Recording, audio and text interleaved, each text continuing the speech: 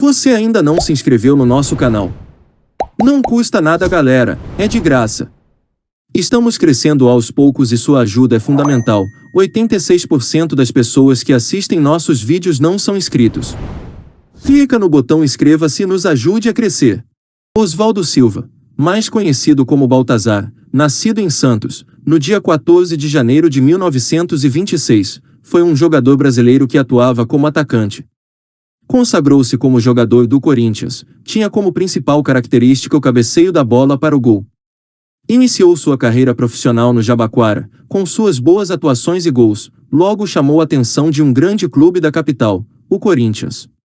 Baltazar chegou ao Corinthians em 45, começou como meia-direita, mas logo passou para centroavante, posição na qual se consagrou. Jogou no Corinthians durante 12 anos, até 57.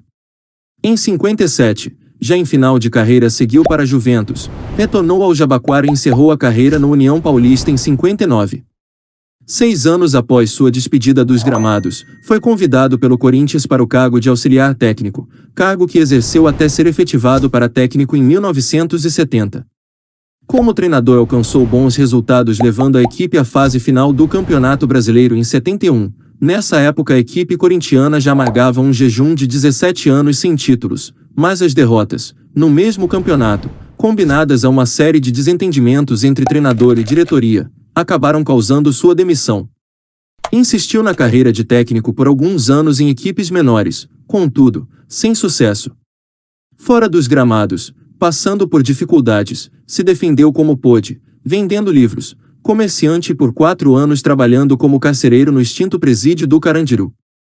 Mantém ainda hoje a posição de segundo maior artilheiro da história do Corinthians, superado apenas por Cláudio Cristóvão de Pinho, seu contemporâneo. Baltazar chegou a reconhecer que não era tão bom tecnicamente, mas segundo o próprio jogador, com a cabeça, nem Pelé foi tão eficiente quanto ele. Marcou 269 gols, dos quais 71 de cabeça, o que lhe rendeu o apelido de Cabecinha de Ouro. Tamanha popularidade na época, que ganhou um automóvel em um concurso que o apontou como o craque mais popular de seu tempo. Quando Baltazar teve o mesmo carro queimado por problemas elétricos, a torcida se encarregou de comprar outro e presentear seu grande artilheiro. Certa vez, em um comício na Praça da República, o então candidato a governador do estado Hugo Bog disse que São Paulo precisava de alguém com cabeça para comandar o estado. Logo o público presente, em sua maioria corintiano, começou a gritar, Baltazar. Com o status de um dos melhores atacantes brasileiros da época, Baltazar teve diversas passagens pela seleção brasileira, sendo convocado inclusive, para as Copas 50 e 54. Baltazar defendeu 31 vezes a seleção brasileira, marcando ao todo 17 gols. Infelizmente o final de sua vida foi triste, magoado pela falta de apoio dos clubes para com seus antigos atletas. Baltazar encontrou um pequeno apoio na Portuguesa de Desportos Clube no qual nunca jogou.